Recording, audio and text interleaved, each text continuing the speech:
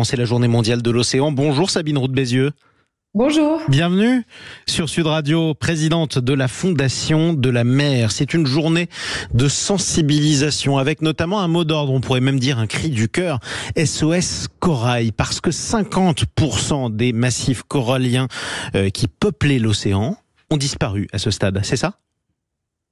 Oui, l'océan est en mauvaise santé et en particulier ce qu'on appelle des écosystèmes, c'est-à-dire les espaces dans lesquels la vie marine se déploie à foison, sont en grave danger. Alors évidemment, on connaît très bien les récifs coralliens qui sont de plus en plus abîmés, mais il y a aussi les mangroves, ces forêts marines, et puis ce qu'on appelle les herbiers marins, donc les herbiers de Posidonie qu'on connaît bien dans le sud, qui sont également très abîmés et dont il faut s'occuper. Donc ça veut dire que toute cette biodiversité-là, cette biodiversité marine, en tout cas aquatique, est en train de se dégrader à une vitesse grand V. Alors, quand on parle de coraux, alors je parle de coraux parce que c'est ce qui est le plus connu, mais il n'y a pas que les coraux, vous l'avez dit, on pense souvent à la Grande Barrière de Corail, l'Australie, quelque chose de très lointain. Sauf que des massifs coralliens, en fait, il y en a aussi dans les eaux françaises.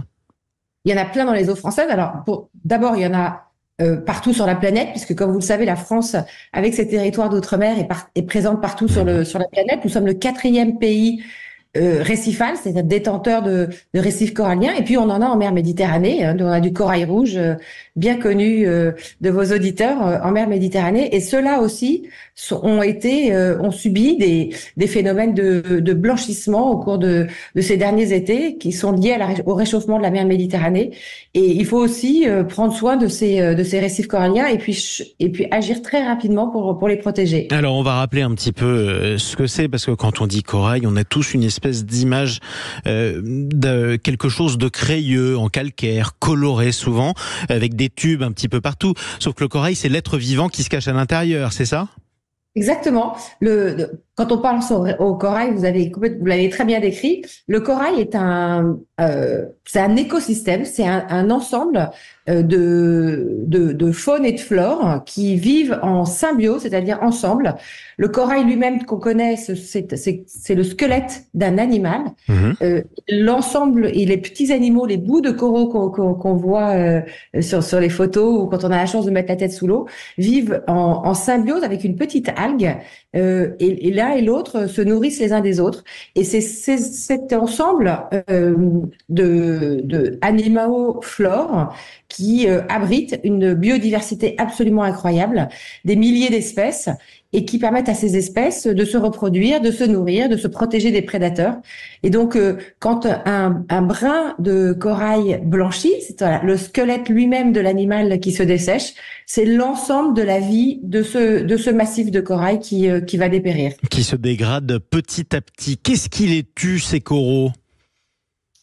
Beaucoup de choses. Le réchauffement climatique, une variation de température importante, les pollutions. Alors les pollutions plastiques qu'on connaît bien, mais aussi tous les rejets dans l'eau de nos produits de grande consommation, des comportements de nos activités qui peuvent les abîmer quand on marche dessus, par exemple.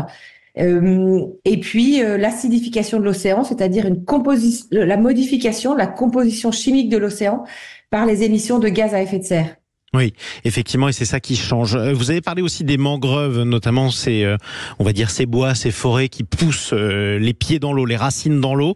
Elles souffrent du même phénomène ? Alors, les mangroves souffrent dans l'ensemble des mêmes phénomènes, c'est-à-dire du réchauffement climatique, de la pollution de l'air, de la pollution de l'eau, des sols. Et puis elles souffrent aussi d'une mauvaise utilisation de certaines populations qui se servent du bois des mangroves, par exemple pour faire du bois de chauffage. Donc tout cela pour vous dire qu'il faut absolument agir pour protéger ces systèmes qui sont indispensables à la vie humaine. Et justement, parlons de ces actions qu'on peut faire. D'abord, à mon échelle individuelle, quelles sont les mauvaises habitudes auxquelles je dois renoncer pour ne plus participer à ce désastre ? Alors, quand on a la chance d'habiter proche de ces écosystèmes, que ce soit un récif corallien ou une forêt de mangrove ou un herbier de Posidonie, la première chose à faire, c'est de ne pas y toucher, de les respecter, de les laisser tranquilles, de ne rien prélever dans ces écosystèmes. La deuxième, c'est de contribuer à son niveau à lutter contre tout ce qui abîme ces écosystèmes. Donc, réduire ses émissions de CO2, ne pas jeter quoi que ce soit dans la nature, réduire toutes ces pollutions personnelles pour éviter qu'elles viennent abîmer ces écosystèmes. Et puis dernier point important, venir en aide à tous ceux comme nous, la Fondation de la Mer et d'autres, qui agissent pour les protéger et les restaurer, par exemple en faisant un don. Exactement, et je peux me renseigner précisément sur Internet en tapant SOS Corail et choisir par exemple un programme que je pourrais soutenir en faisant un don, c'est ça ? Alors exactement, vous pouvez aller sur soscorail, tout attaché, .org, O-R-G, comme organisation Oui. à but non lucratif, donc ORG. Et sur cette plateforme, vous pouvez à la fois essayer de comprendre davantage ce que sont ces écosystèmes, pourquoi il faut les protéger, et puis faire un don. Il y a plusieurs projets, des dizaines de projets que vous pouvez décider de soutenir pour aider la Fondation de la Mer à lutter contre la dégradation de ces espaces qui sont si merveilleux. Eh bien, en tout cas, le message sera passé. Merci beaucoup Sabine Roux de Bézieux, présidente de la Fondation de la Mer.